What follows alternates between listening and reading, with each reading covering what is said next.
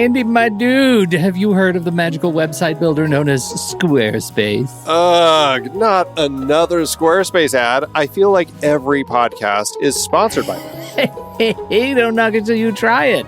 Yes, okay, it is overhyped, but actually it lives up to the hype. Squarespace is like a website fairy godmother. With a click of a button, your site transforms into a beautiful masterpiece. A website fairy godmother? That sounds interesting. What makes it so magical?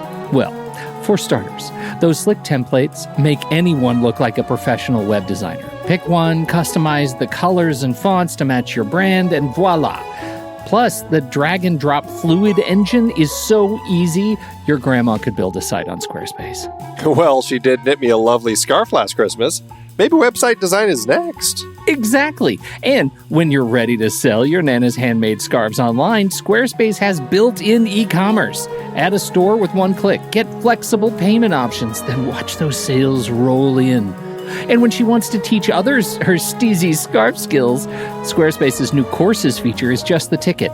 Nana can set up her curriculum and enrollments and payments in a snap and become the next e-knitting influencer. Oh, wow, you really sold me with the grandma angle. Sign me up for that free trial. Just go to thenextreel.com/Squarespace and transform your site into a beautiful Squarespace masterpiece. Well, thanks, Pete. Even though it's overhyped, Squarespace actually sounds perfect for Nana's site's needs. Appreciate the warning on the ads, though.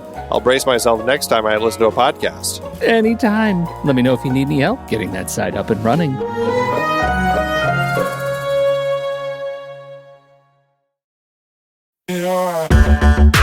Andy, can you believe we've almost hit 700 episodes of The Next Reel? I know, it's crazy. And with all the other episodes in our family of podcasts, we are well over 1,200 episodes of movie conversation. It's really pretty amazing that we've gotten to have these in-depth movie chats every week for over a decade now. And we couldn't have done it without our loyal community of film fans. Their support over the years has meant so much. For sure. That reminds me, we should give the merch store a shout out. Buying shirts from thenextreel.com/merch is a great way listeners can continue to support the show. Plus, they get to sport our great designs.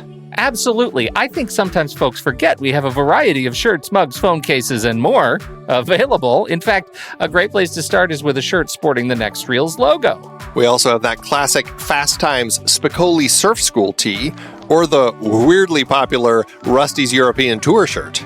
The one from National Lampoon's European Vacation. Why is that so popular? Search me, but we have sold a ridiculous number of those. I guess there are a lot of Rustys taking trips to Europe?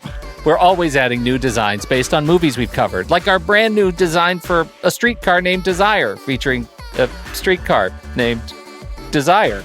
So if you want to rep your love of TNR and films, head to thenextreel.com/merch. Every purchase helps us continue to have these weekly in-depth conversations. So visit thenextreel.com/merch today. And as always, thanks for listening and being a part of the Next Reel community. We've got lots more great movie chats coming your way. I'm Pete Wright. And I'm Andy Nelson.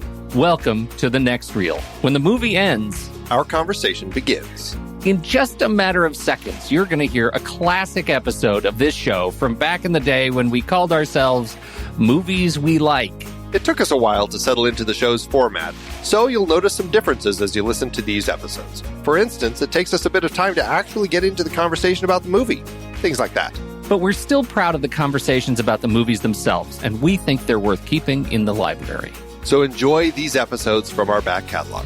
And you can become part of our Discord community, learn more about the show, and find out how you can become a supporting member at thenextreel.com. So thank you, everybody, for downloading and listening to The Next Reel. We appreciate your time and attention, and we hope you enjoy the show.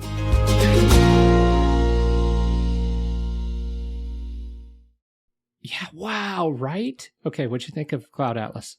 Well, Cloud Atlas, I watched the trailer twice back to back, and I swear it almost brought me to tears. You're talking about the 5-minute international trailer? Is that what you watched? It is, well, from my understanding, the only trailer? It's the trailer. I mean, I also watched the clip of the little, director's commentary kind of introducing the project. Right. Where the three directors, it's directed by the Wachowski brothers, or I don't know if you call them the Wachowski brothers or just the Wachowskis now. The brothers Wachowski. No, because now it's one went from Larry to Lana, while the other is still Andy Wachowski. So there's Andy and Lana Wachowski. Wait a minute. I call myself a nerd, and I don't know what you're talking about. Are you kidding me? No, this happened, I don't know, years ago.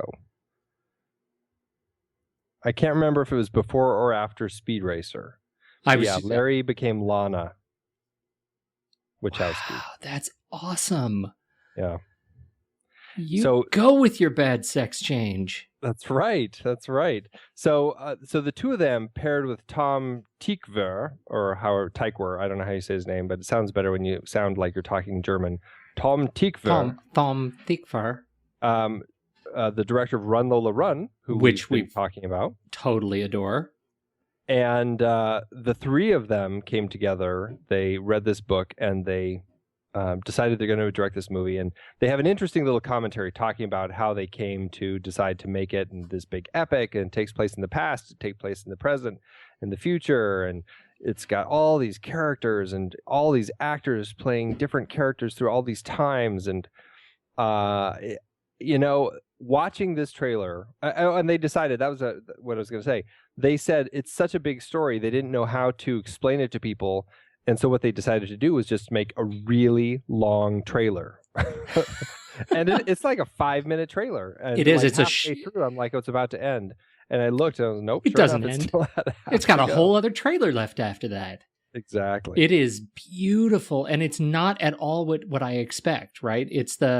You get through this, and it feels like this epic, just sort of love story, lost kind of a glorified sliding doors, and then suddenly it goes to crazy town. I mean, it's totally futuristic, and there's laser guns and everything. Still, it's fighting laser guns on a psychedelic rainbow.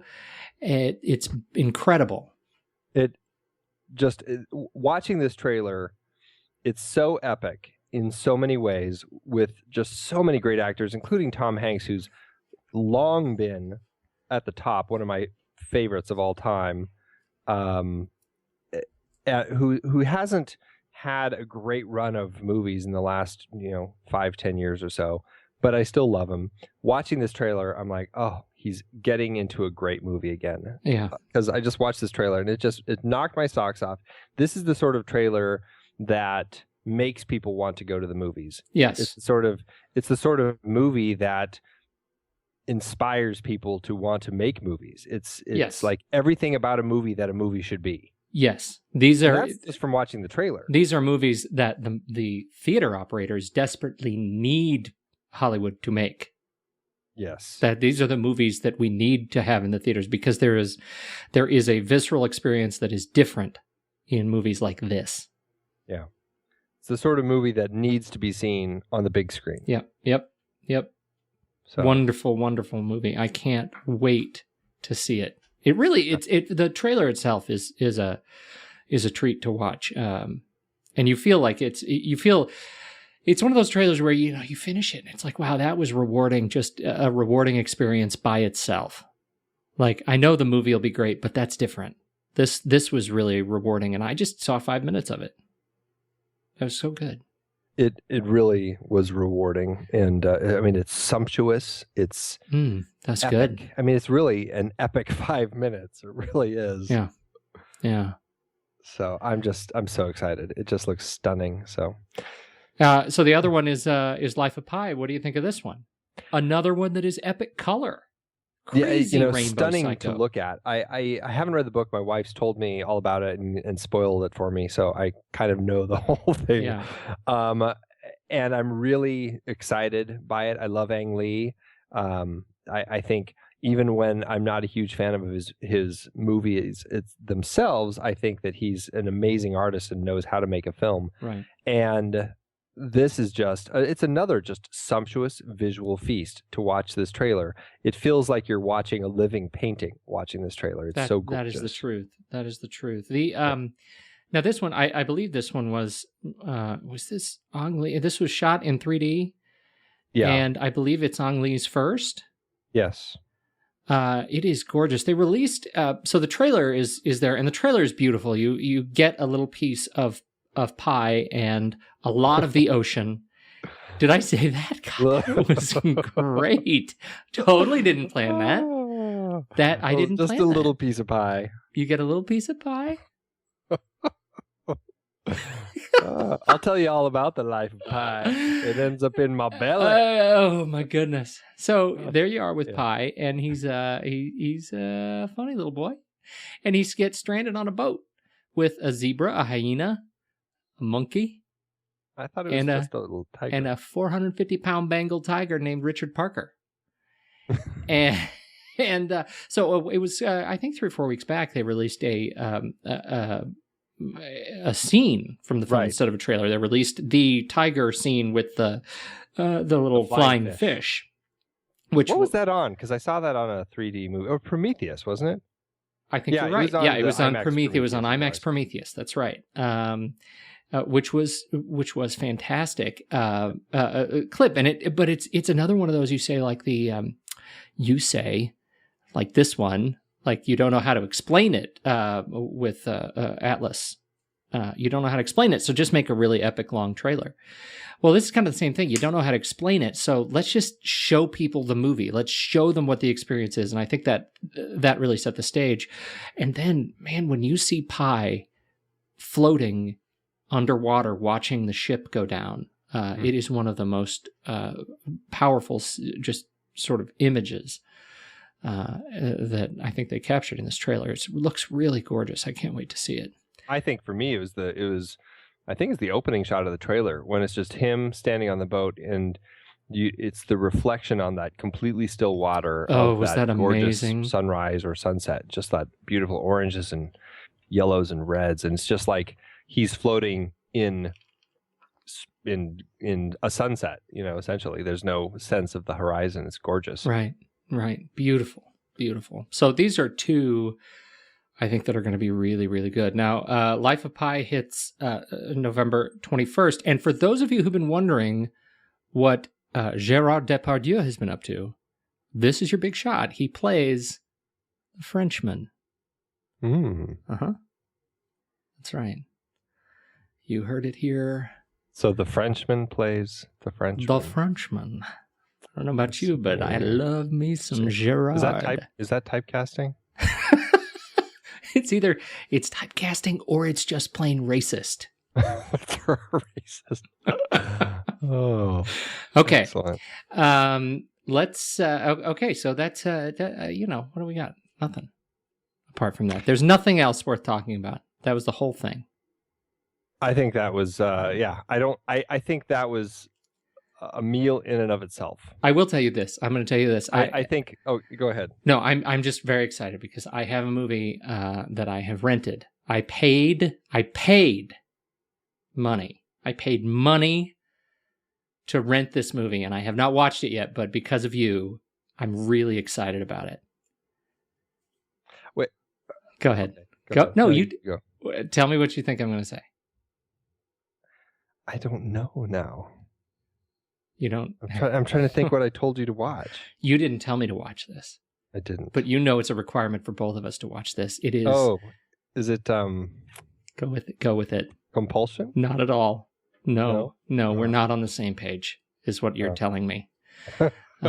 Lockout with Guy Pearce. Oh, my goodness. Yeah. I don't know that there are movies that have gotten worse reviews. I don't know if that's true. It's a 37 on the Rotten Tomatoes. I guess that's true. There are movies that have been worse, but this is definitely the bottom of the barrel. Oh, no. This is your favorite. It's both Luc Besson, which we're going to be doing some Luc Besson. You're gonna thank me for that. I'm gonna sit through them all. And my man Guy Pearce. I can't believe he went from LA Confidential to this. Can't believe it. This and Prometheus in the same year. Unbelievable. And so this is. But the reason I'm watching this. Why am I watching this movie? It's an important movie to the two of us because it's our stinking idea. It's our idea. Well, ours was better. Ours was better. It's this plus. Our idea was Lockout Plus. That's right. Awesome.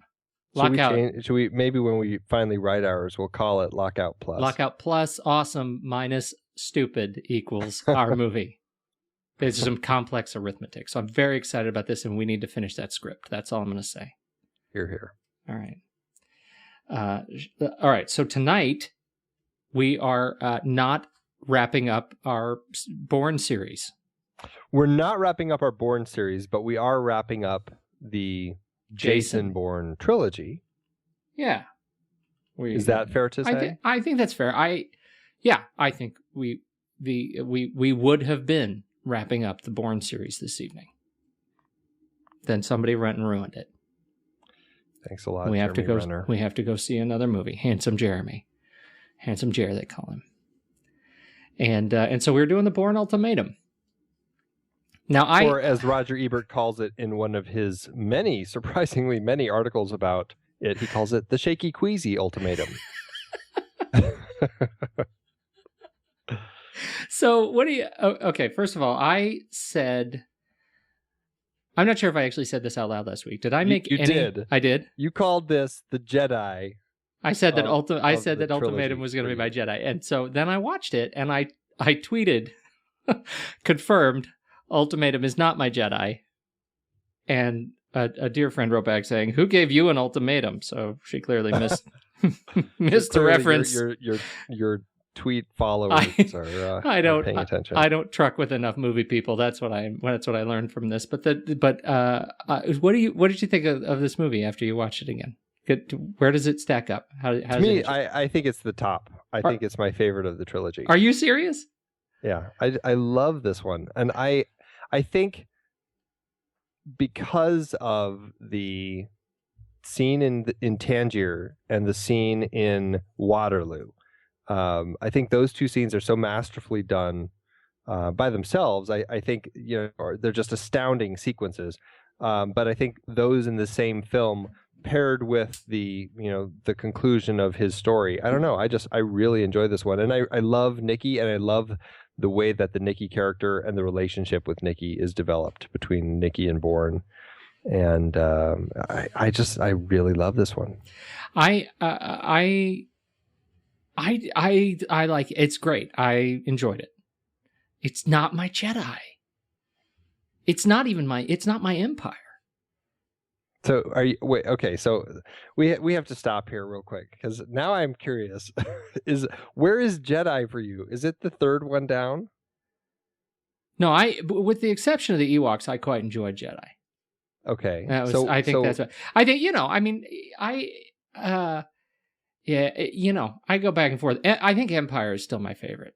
Yeah, that's right. Okay. Empire's right up there, and then Jedi, and then I think New Hope, and.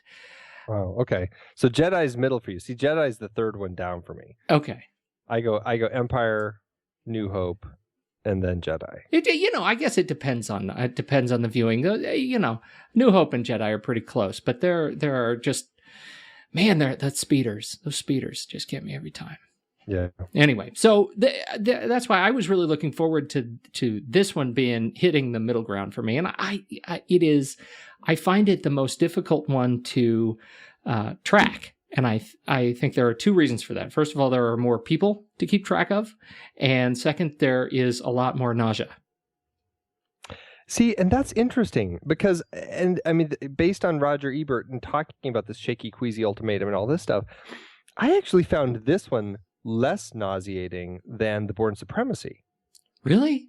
Yeah, this one I find so much easier to watch, and because I was really focusing on that this time, because of all these articles, and they especially this movie, it seemed to be kind of the pinnacle of everybody complaining about, this shaky cam, and going back to our Chaos Cinema article and videos that we had talked about a couple episodes ago. I don't know. This one to me doesn't seem, and maybe I was so convinced that it was more shaky than all the rest because of all the articles talking specifically about this one. When I finally watched it, I'm like, that really wasn't so bad. Supremacy to me just seems so much shakier. This is beyond Chaos Cinema and back to, I think, the full-on jiggly monkey. oh no! I mean, there We've are entered Tony Scott territory. There are pieces of this that are damn near comical, man. Where he does these Greengrass, right? Paul Greengrass, and who's the cinematographer on this? I don't know. Come on, wiki nonsense. Oliver Wood. Yeah, Oliver Wood. Right. Okay, so there are times where this thing is doing these comically fast, spontaneous zooms. Where you're walking along, you're tracking Jason Bourne, and then it does a quick zoom so quickly into his face that you honestly feel like you're gonna smack your forehead into Jason Bourne's head. Like it's like that. It's no longer, there's no longer any sort of, if you can call it shaky cam grace. It's just spasmodic. That's the thing. I think that's what I get from going from Identity, Supremacy, Ultimatum. We move for me progressively into the vomit territory, and now this is where right there. There's a lot about this movie that I like, and I think Matt Damon. I think his performance, at least, check me on this, but I think his performance gets progressively better through the series, and his handling of Jason Bourne, the character, is progressively better. Well, and I think there's reason for that. I think clearly it's a story, a trilogy where we're watching a character go from not knowing who he is, exploring, finding out bits and pieces, to the end, to this one where he really finally comes to figure it all out. And while he may not know who, all of the backstory of David Webb, the person he finds out that he is, he's finally able to close the chapter on this part of his life. And so it is very much about, as Paul Greengrass said, he's come full circle. The young gunslinger has now become the old. He's now grown up, so to speak, and he's seen that whole journey from the time when he first went into the Treadstone / Blackbriar lab and gave him his dog tags and said he wanted to be part of the program, and willingly shot some person with a hood on his head. He's able to finally go from that to not able to change what he's done, but he's able to confront it. There's a great quote that Paul Greengrass says about Jason Bourne, which I think says it all pretty well. And I think this defines, in a large part, why Matt Damon was able to bring so much to the table for this. Paul Greengrass said, "The answers that Bourne seeks can't be consoling. He's a character with a dark past, with a redeeming future, but in seeking to confront his past, he can't avoid responsibility for what he's done. And I think it's at the core of the heroism and the morality of the character that he successfully does see what happened, and that what happened doesn't sentimentalize him or duck his responsibility. I think it's part of what makes the Bourne films unique and original. They're prepared to go to the dark places, and from them find a sense of redemption and a truthfulness and a way forward."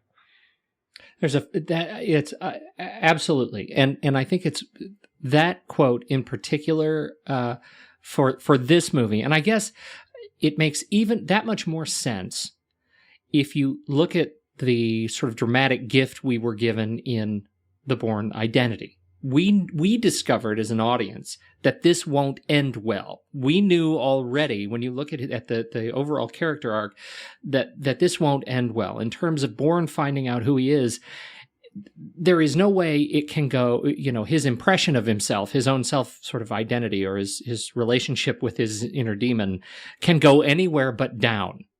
Because with every movie, we learn about more atrocities that he's committed in the name of his amnesia, right? In the spirit of his amnesia. And in this movie, I'm interested in your thoughts on that particular transformation, right? Because we get to see the transformation you've already mentioned at the scene where he is asked to assassinate that the hooded man. Mm-hmm. It's sort of the cold blood killing, and what we get is, I want you to pull the trigger. What did he do? It doesn't matter what he did. I want you to pull the trigger. And what does that scene represent to you? It's a very powerful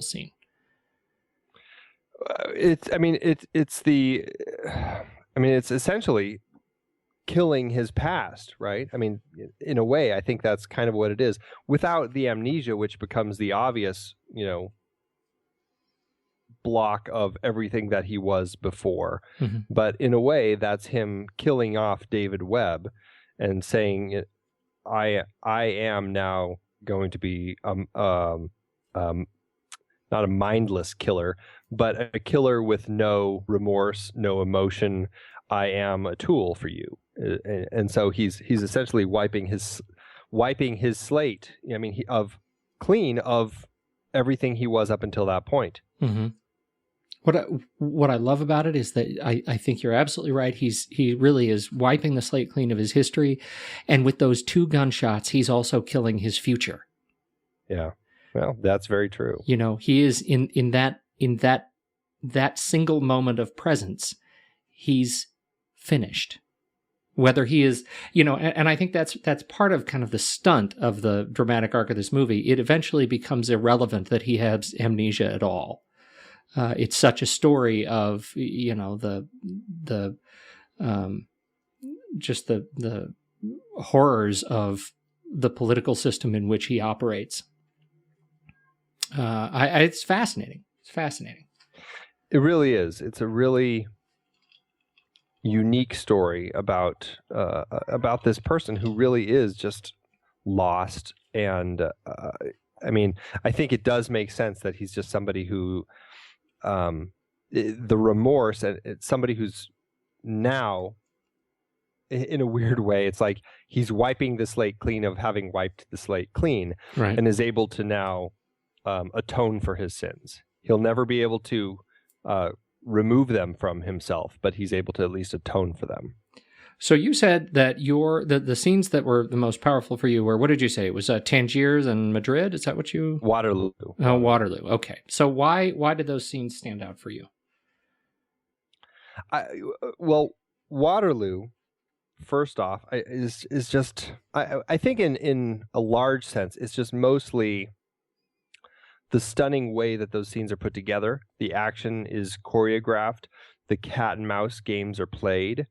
Now, specifically, what's going on in Waterloo at this point?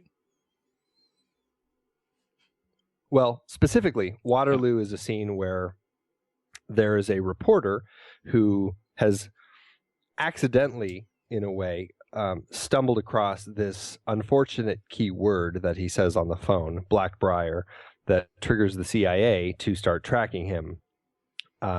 They find out that he's met with somebody who knows about this Blackbriar program that the government started up. At the end of, it's brought up by Brian Cox's character Wade at the end of The Bourne Identity when they close Treadstone. It's basically Treadstone Plus is kind of what it is. Mm-hmm. And this reporter finds out about it. Jason Bourne reads his article, which is all about Jason Bourne and this mystery of this strange, spy and all this trouble he's causing. So Jason Bourne's tracking him, and it all comes to a head in Waterloo Station in London, where Jason meets this reporter and realizes that the reporter is already, just in the short time that he wrote this article, he's already being followed by the CIA. They're onto his every move. Not only are there people all over the station tracking this guy, but there's also a hitman there. And so Jason, through this amazing choreography of, giving the guy a phone secretly and then having him duck at the right time, in a weird way, it kind of reminds me of the scene in Minority Report, mm-hmm. when the, I can't remember what those people are called, but when the lady... those prescient people who can see the future, when she's telling him all the right moves to make so that they're always in the right spot to avoid everybody's... Exactly, like when to be under the umbrella and... Right, behind the balloons and all that sort of stuff. It's exactly the same thing. Like Jason Bourne can tell where all the cameras are in the place, so he knows when he needs to have the guy in a certain position or ducking, tying his shoe so that the people... Yeah, so the people don't see him. And that whole game is just so masterfully played. It's just wonderful. And then Jason gets him into the the back hallway where he attacks the people who are following him. And then you've got that just amazing moment when he looks up and he sees the security camera watching him. And you cut to the CIA room where you see Noah watching him. And he's just like, Jesus Christ, that's Jason Bourne. Yeah, yeah. And the reality sinks in that Jason Bourne is not gone. He's still out there. They're he's still causing them problems. It's such a great moment. It is a great moment, but it's really punctuated at the end with the hitman bit. I mean, well, and right, and then they send the asset over there, Paz, yeah, to go over there, and then that whole thing is it's so tragic. It's such a horrible moment for that poor reporter. It's a wonderful, yeah. I mean, it's a wonderful who's watching who kind of a sequence, and just when you think he's got it, just when you think all that skill, doesn't matter if he has amnesia, because he is so skilled that he can save the life of this reporter. The reporter freaks out, and Jason can't get to him, and he won't listen, and he is killed. Yeah, the reporter, wonderfully played by Patty Considine, one of the Andes from Hot Fuzz. Yes, he is. Well said. I had not made that connection. That's fantastic. That's right. It was, and so he had a short career in this film. He did. It was very sad. It was very sad, but terrific sequence. It's another one. It reminds me of what was that movie with the hats? Thomas Crown Affair. Remember that scene at the end with all the hats? I don't remember. That was the remake, right? Yeah, the remake. Yeah. Yeah, I remember the original more than the remake. It wasn't great, but the hats were good. Okay, so that's Waterloo. It was really, like you said, it was perfectly architected, I think, this scene.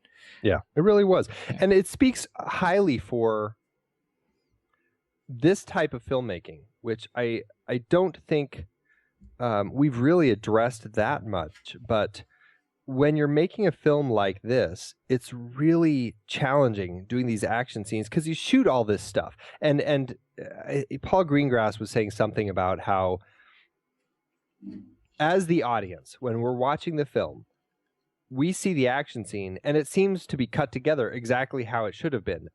All the beats are in the right spot, well, when it's a good one at least. Everything is right. Everything works the way that it's supposed to. And it's great to see, and it's fun and it's exciting. But when they are making this movie, there are so many shot options that they get, and they get lots of shots, more than they use, lots of takes of all these shots. And then they have just lots of footage of all these different angles, and they get the same action caught from all these different all these angles and different speeds, and wide, short, moving shots, all these different things. And the editors have to sit here, find all the different pieces that fit together, and find a way to tell the story where it is cohesive and you understand where all the different players are, and it all makes sense.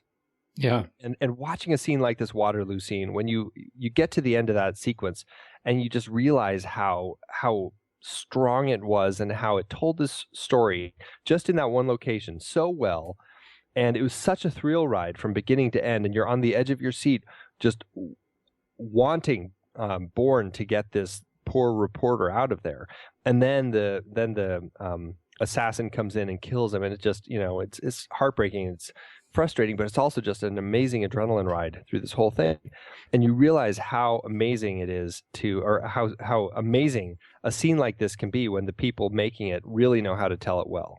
Absolutely. There is a sequence in the Waterloo sequence. We have the stairwell fight scene, where, as you've already mentioned, where Bourne disarms the agents that are following him to protect the reporter.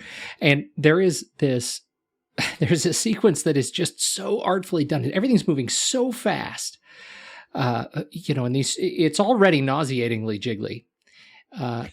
But there's a sequence where Bourne throws an agent into another agent through a doorway, which traps the agent who has the gun, his hand. And we go from throwing body, which gives us a track into the hand, then a close-up of the gun, and for literally a few frames, it seems like.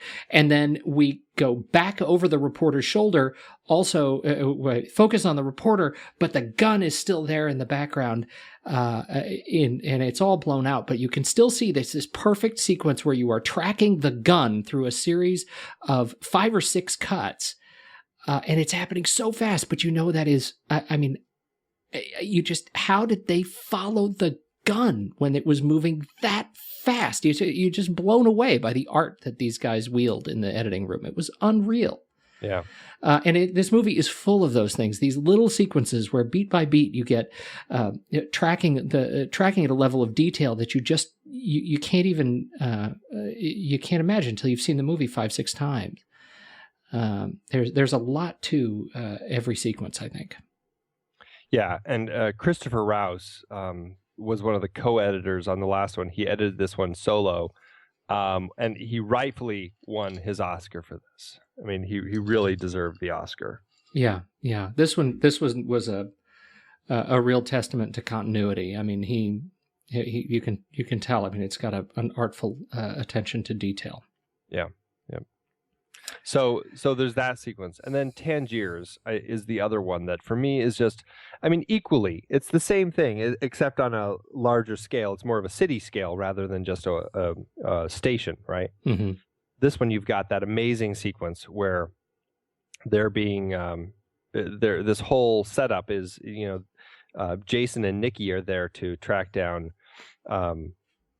what's his name, Daniel, mm-hmm. To get the to find out, about the Blackbriar project and where Jason Bourne came from and all that stuff. And then they realize that one of the assassins, Desh, has been called to assassinate Daniels. And now they're trying to stop Desh from killing Daniels, which, they fail at. But then, the CIA realizes that, what's going on. And so then they have Desh turn around and go after Nikki and Jason.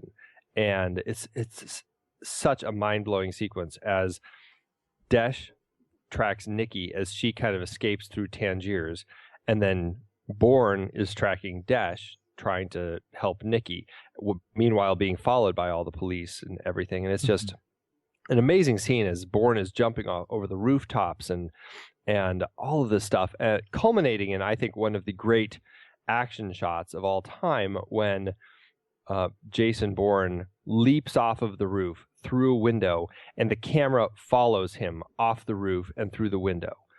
It is a stunning shot, and it's an amazing shot that happens so fast, but it speaks to me the level of stunt work that they did on this film, and that whole sequence in Tangier, the first one to me really stood out as what you could do with the editing in an action film, and this one really stood out. This sequence stood out for me as what you can do in the world of stunts in an action film, and seeing a moment like that where they work so hard and they have this stuntman train to literally jump off this roof and go through a window on the next building over, and have a camera behind him swinging down with him into that window as well, landing potentially upon him.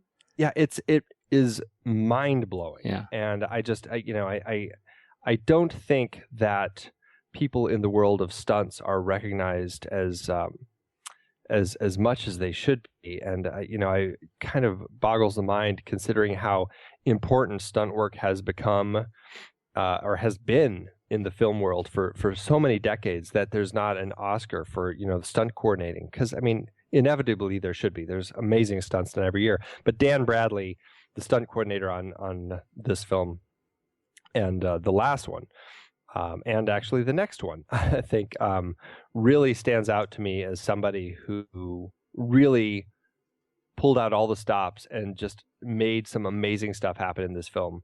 And it really is an exciting film to watch because of that. I have it running here, and I'm watching the discovery scene with the flashlight on the fan in the closet. Mm-hmm. Oh, that's such a great fight scene that comes after that. To your point, the fight coordination is unreal. train these guys to do. It is. And I mean, Matt Damon, and this is something we haven't talked about that much, but Matt Damon, that was something he really wanted in these films, to be seen as somebody who's really doing a lot of this stuff. Right. And I believe in the next film as well, Jeremy Renner, these guys are doing a lot of their own stunts and the fight sequences and all this. And Matt Damon actually trained to do stunt driving. And the parking garage scene at the end of this, he's driving the car through the parking garage as it's slamming into walls and everything. He did not drive it backwards off of the parking garage roof. but well, everybody's got their line. Yeah, that's right. Exactly. But it really, to me, this movie defines, in many ways, the types of things that should be done in action films. It's just rock solid stuff. So, it's funny. We watched the first movie, which was obviously an identity. It was his journey to find himself and figure out who he is. In the second movie, we get a lot more of the sort of politics. We're introduced to Pamela Landy. We're introduced to the agency's deeper, even deeper missions in terms of, the Treadstone Initiative and what it meant. And now we're introduced to Blackbriar as, orchestrated in this film by the wonderful David Strathairn. And we are introduced to this project, the Treadstone Blackbriar project, being more than Jason Bourne, right? We have other assets that are now at play against one another, and we have all these tools. And I think that the very end of the film, when Jason Bourne is standing on the side of the building, and he says, look what they've got us doing. Do you even know why you had to kill me? Sort of begging the question, and another guy who's just like he is, just a tool, to see the bigger picture. And he jumps off the building and is shot, but we see him kind of swimming off. That becomes the setup to I think the next story, right? I mean, that seems to be the jumping off point for the next story. Where, I don't know that I even have a question in here. It just seemed, I'm trying to figure out how this was architected, because here I'm watching Ultimatum and it feels like it was really the arc of the story was put together very, very well. And now I feel like we're going to meet Jeremy Renner and we have the potential for a brand new series. Yeah, it is really interesting, because you could almost have an endless supply of these, operatives. And I think what fascinates me is how, at the beginning, if you think back to the Bourne Identity, when Jason Bourne is facing off with the professor in the field, and he shoots the professor, and played by Clive Owen, and Clive Owen is dying, and he looks up at Jason and he goes, look at this. Look at what they make you give. Right. And then he dies. Oh, that's a great the exact catch. Same words that Jason says to Paz at the end when Paz is confronting him. And Paz is confused because he doesn't understand why Jason Bourne didn't kill him after the car crash. And Jason says to him, look at us. Look at what they make you give. It's like he's finally connected the dots, and he's come back to home, as Dr. Hirsch, wonderfully played by Albert Finney, says. He's come home, and he's realized, and he sees what exactly they've made of him. And they say they're going to be saving American lives, but now he realizes they used him as an assassin to go kill a Russian politician and his wife and destroy a family. And he starts realizing all of these horrible things he's done, and how that it's not for the right reasons. And he did it for the wrong reasons as well. And he's finally come to terms with that, and now he's looking at, essentially, he is now the professor looking at himself, right, realizing this is what they do to you. They destroy you. And it's an amazing growth for him to go from seeing the professor as he's dying, saying those words to the point where he's now saying them, and he's now done with this program and he wants out. It's sort of that repeating kind of refrain of redemption that he is seeking, in spite of not knowing 100% what he did and what he was capable of. He's constantly looking for that sense of redemption, and that full cycle that we get with him using that same language as the professor is him. You get the feeling it's him sort of doing his best to pay it forward, even though he knows that the pause isn't there. But if he can plant a seed, so much the better. It makes it for it's a tight little package. The other thing that I think is so fascinating, and this is why it's it's my favorite of these three films. I just think it's such a fascinating take on this story, and it's an amazing way that they resolve it all. But the bit, the thing that I think is so amazing is how the Bourne supremacy and this film are tied together, and how like the first two acts of this film essentially take place right in the right before the bit at the end of Bourne Supremacy, right? Right. So you've got the Bourne Supremacy, and then you've got toward the end you've got that bit where it's 6 weeks later and he's in New York and he's watching Pam Landy, and that whole bit.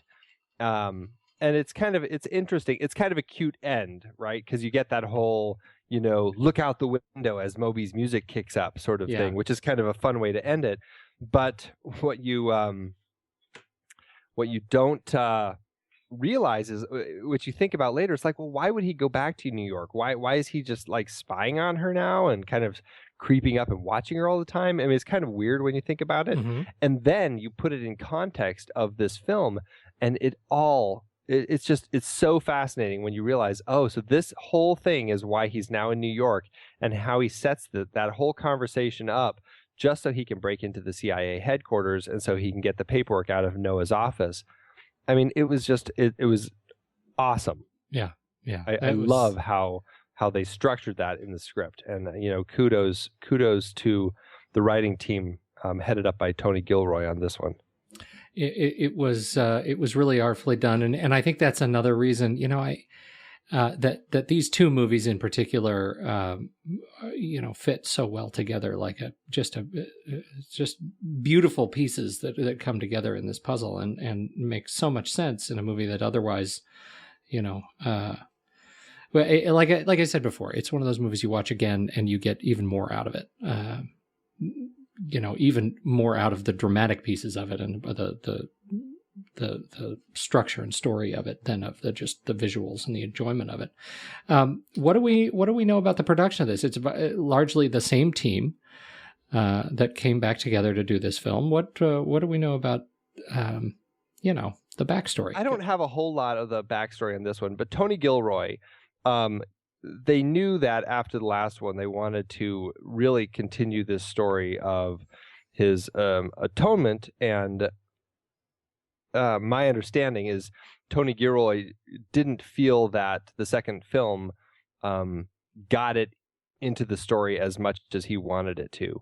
And so he was asked to kind of figure out a way to get this one going, and he's actually the one who came up with the whole idea of building the first two acts of this in that 6-week gap right at the end of the Bourne Supremacy, which I think was just fantastic.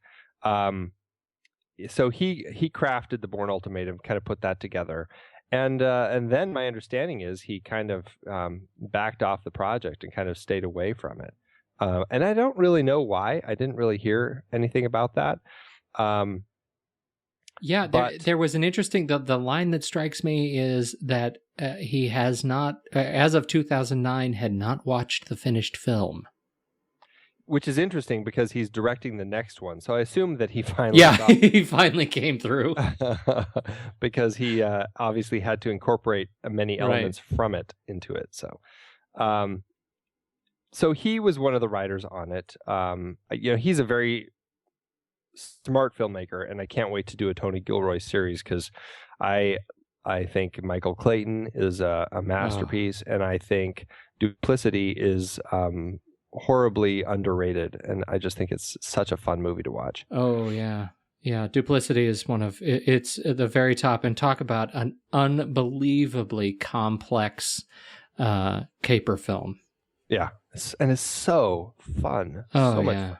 Yeah. So anyway, that would be a great one. We'll talk about him some more. Yeah. But then I understand, Scott Burns and George Nolfi came on and did most of the writing. But my understanding of this is this was one of those movies where a lot of writing was being done while they were making it.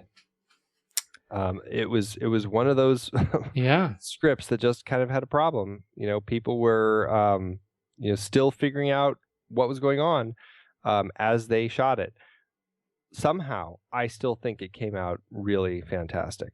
So I love it. But yeah, so Scott Burns, George Nolfi. George Nolfi, he wrote Timeline, Ocean's 12, The Sentinel, this, and then he directed, produced, and wrote The Adjustment Bureau based on a Philip K. Dick short story. So that's his background. And then, there are some great movies in that list, and Timeline. Yeah, and Timeline. And Scott Burns, he is writing the new Planet of the Apes movie. Oh, yeah.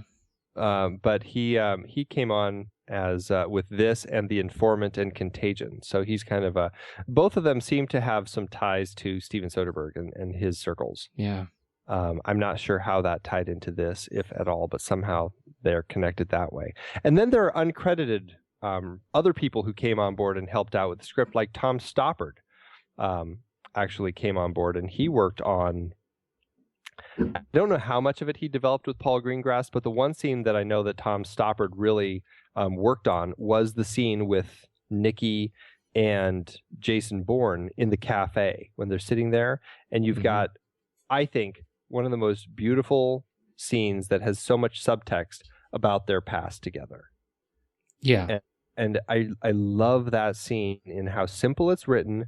So much is done with the actors looking at each other and the eyes and just the way that the expression on their faces change as Jason realizes, oh, we had a past together. There was something between her and I. And I like how it's very ambiguous. You don't have to really get into what it was, but you just realize there was something there. There's more to their story. And for me, that it makes it where at that moment, she almost becomes another Marie for him, right? Mm-hmm. And I think that's why the scene in Tangiers is so powerful when he's trying to rescue her. And then to me, it's really heartbreaking after he finally kills Dash and he looks up and she's just kind of looking at him and he's got that shame, it's like he's been Jason Bourne and then all of a sudden David Webb comes back and he realizes that what he's done and he sees this girl that he once, had a relationship with looking at him as a killer, and it's a heartbreaking scene, Truly, and it's great. So anyway, Tom Stoppard, who wrote Shakespeare in Love, which I just loved. Rosencrantz and Guildenstern are dead, and Brazil, my all-time favorite. Brazil, yeah. So Tom Stoppard wrote that scene uncredited, and So anyway, there were some other writers who came on board and did some other rewrites, but Tony Gilroy, Scott Burns, and George Nolfi are the three who share screenplay credit. And Tony Gilroy has screen story credit, and Robert Ludlum, of course, has credit as the novelist, although I don't think anything was actually taken from his book. Yeah, that's the truth. What'll be interesting actually about Legacy, as long as we're getting ready for that, is now that'll be one that's based on Eric von Lustbader's. Eric von Lustbader. His take on really good. Eric von Lustbader. Were you just watching The Girl with the Dragon Tattoo again? You know what's awesome about that? I totally was. Nice. I just got it today. Oh, excellent. That's so funny. Okay. So what I was wondering is, I wonder if there's any way that they that the Gilroy boys actually bring us back in line with the books on which the film is based. I'm curious to see that. Well, the Bourne Legacy book came out in 2004, so at least it's already taking place in a more modern world, right? And it was written after the Bourne Identity film had come out. Exactly. So it was interesting to see. Yeah, I'm excited to see. Yes. How'd the movie do? The movie did well. Progressively they've gotten better and better, which is great for a trilogy because oftentimes the numbers slowly go down. The Bourne Identity made $213 million worldwide. The Bourne Supremacy made $288.5 million worldwide, and the Bourne Ultimatum made $442 million worldwide.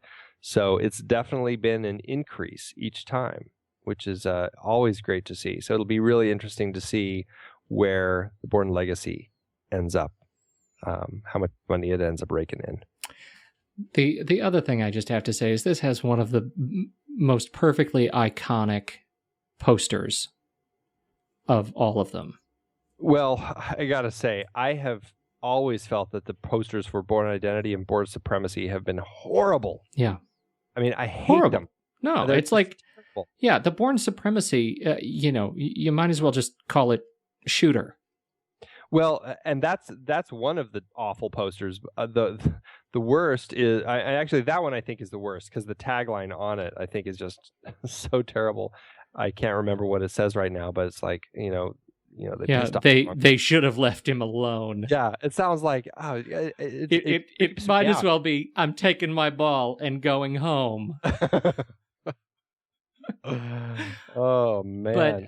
But no, I think the Bourne Ultimatum poster is the back of his head, and he is staring at the city across the river, staring at New York City, and the teaser tag is "This summer Jason Bourne comes home," and that is cheesy and campy, and I don't like that. But I love the photo. I love Matt Damon's perfectly square cut, haircut, and his really sort of Joe Everyman jacket. You have that exact. You have a Bourne haircut right now. Well, now I do. Yeah, I totally. That's what I was going for. Is the Jason Bourne look. I want to be able to fit in everywhere and nowhere. And so I love it. It's great artwork. It really is apart from the jiggly thing. It's really it's great. But it just I find it a little bit impenetrable and when comparing it to the other two movies, and I was surprised. I am too. This is one I've watched. This one actually, I think more than either of the other two. And to me, I just feel this one is just such a solid story. Pam Landy, I can't say enough about how great Joan Allen is. And her, David Strathairn, Scott Glenn, Albert Finney, Julia Stiles. I mean, he gets the best people to work on these films, and I just love the level they bring. Even some of the supporting characters, they're done so well. Like, Edgar Ramirez as Paz has such humanity in that character, and I just love him. He's a fantastic character. So it's hard to go wrong. And then did you notice Daniel Bruhl playing the sister of Marie? I mean, the brother of Marie. Yeah. He's in Inglourious Bastards. Yeah. He's the big German movie star. So it was nice to see him. This is one of those films where, kind of actually like what Tarantino did in Inglourious Bastards, they really focus on casting real people from the real countries as opposed to hiring people who are pretending they're from those countries. Yes, and I love that about this. Absolutely. It paid off in that movie and in this one. Yeah, I like it. That's good. So okay. So take the Queasy Cam out. Okay. Does that make this actually better for you?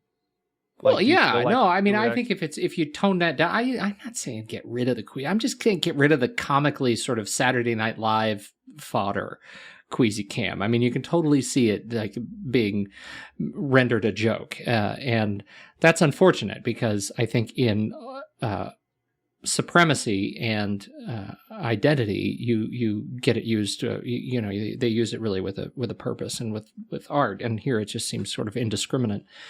But this is one of those movies that there are so many beats and so many individual elements that are just outstanding. And I find it, just sort of hard to get into. Although I will say the opening, this is a wonderful opening. Like you just jump right in. I think this is the strongest opening of the three, with him running through running across the bridge and into the room, limping, trying to take care of himself, is a fantastic sequence. But yeah, I mean, it makes it better. I'm not sure it makes it my favorite of the three. I'm not sure it's there yet. So which is the favorite of yours? See, now I'm second guessing everything. I need to wait till tomorrow to see if the sky is blue. Yeah. I think here's what I'm going to say. I think the first one, Identity is, I'm going to say Identity is my favorite because because of the purist in me. And I did like them all. This is your favorite, really? Yeah, this is my favorite. All right. Well, I clearly could go on and on about this for a long time, but they're all right up there with me. For me. Yeah. So enough out of me. So it's next week. A couple things. Yeah, a couple things that I just want to say, which I love. More things that I love. I just keep going on. But I think it's great that there's some ties to French Connection in this, which I know Paul Greengrass has said is kind of an inspiration for him as far as great action films. And I know we're going to be talking about it sometime in the near future.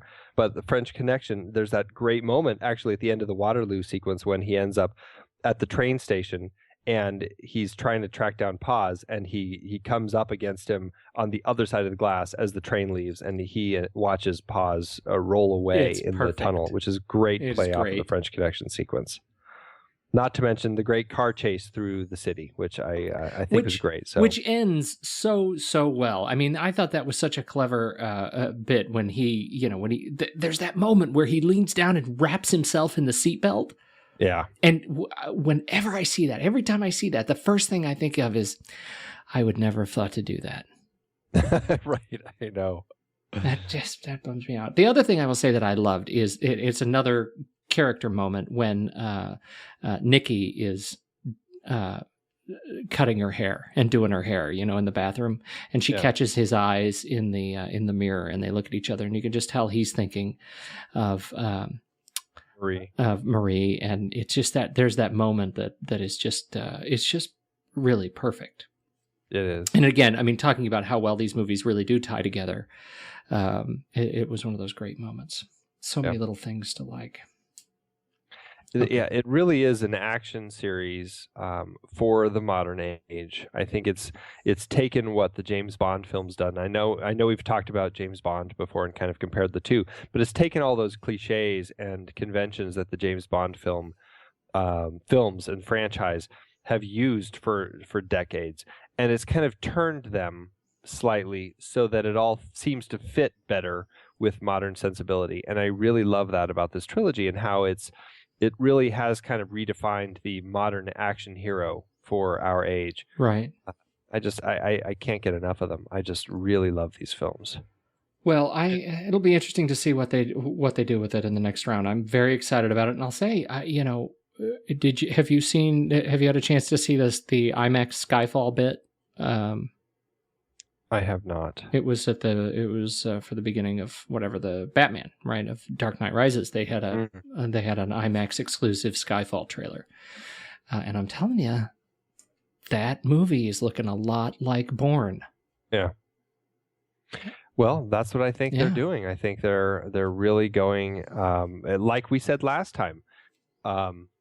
Casino Royale came out after Bourne Identity and Bourne Supremacy. Yeah. And I think that they've taken a lot from this line of action hero storytelling and have almost created a new Bond for the modern age. Right. So, all right. So we are. It is next week. We're going to be talking about the Bourne Legacy, and very much looking forward to that. And the goodly Jeremy Renner's take on, I don't know, being a suicidal or a homicidal amnesiac. Although I don't know if he has amnesia. And I don't think he's homicidal. No, I don't think so. So there's a lot to learn. Yeah, quite excited, and I'm definitely looking forward to talking about that. And we're going to do our. Well, I guess we'll have to let everybody know exactly when we're doing the chat about it, right? Yeah, but that'll definitely be out by the time you hear this. There should be a note on the Facebook page, facebook.com/movieswelike. There will be a notice there. Make sure you hit the like button. Hit the like button. We are bringing the film board together. Do you like that? I coined it. It's the film board. The Movies We Like film board. The board. It feels officious. It does. It really does, right? Now, that'll be good. We've got, as far as I know, they'll all have seen it by then. So. It's going to be fun. All right. Hey, good to talk to you. Likewise. And yeah. Where you should tell people where they can find you if they've made it all. They can follow me on Twitter at Soda Creek Film. Find me on Facebook at facebook.com/Soda Creek Film, or on facebook.com/movieswelike, or over on Rash Pixel. Excellent. .tv/NWL. Thanks everybody for listening. You can find us at rashpixel.tv. As Andy said, you can find me at Pete Wright on the Twitter, or obviously on Facebook at facebook.com/movieswelike. Thanks very much, and we will catch you next week.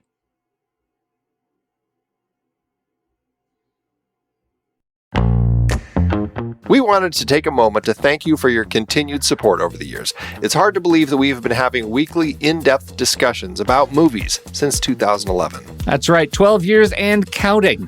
Producing this show is a labor of love for us, but it does require a lot of time and effort each week. If you enjoy our podcast and would love to help keep it going, there are some easy ways you can show your support. One is by using our Originals page to shop for the original source material that movies we've discussed were based on.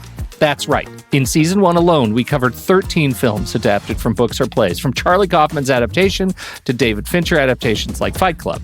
In Season 2, we covered even more, like Powell and Pressburger's The Red Shoes and The African Queen from our series about legendary cinematographer Jack Cardiff. We can't forget about the 4 Jason Bourne movies we talked about. Love those movies. Well, the original trilogy, at least. For our Richard D. Zanuck series, we did Jaws, Rush, Big Fish, and more. And for our horror series, we talked about John Carpenter's The Thing, which was adapted from Who Goes There? We did our first great car chase series with movies like Bullet, The French Connection, and Drive. And for the holidays, we did Preston Sturgis's Christmas in July. We had a great John Huston series with adaptations like The Maltese Falcon and The Treasure of the Sierra Madre. And for our baseball series, Moneyball with Brad Pitt. Have I told you lately how much I love that movie? Yeah, I think you have. Plus, our Magician series and Heist film series had adaptations as well. Tons of page-to-screen gems. Listeners can find the details and links to the original material at thenextreel.com/originals. Every book, play, or movie you buy through our links helps support the show, and it's no extra cost to you. So dive in and get your next read today. thenextreel.com/originals has all the films adapted from other sources that not only we have covered, but all of the shows on the Next Reel family of podcasts. Check it out and get reading. Support the show and build your reading list. It's a win-win. Head to thenextreel.com/originals.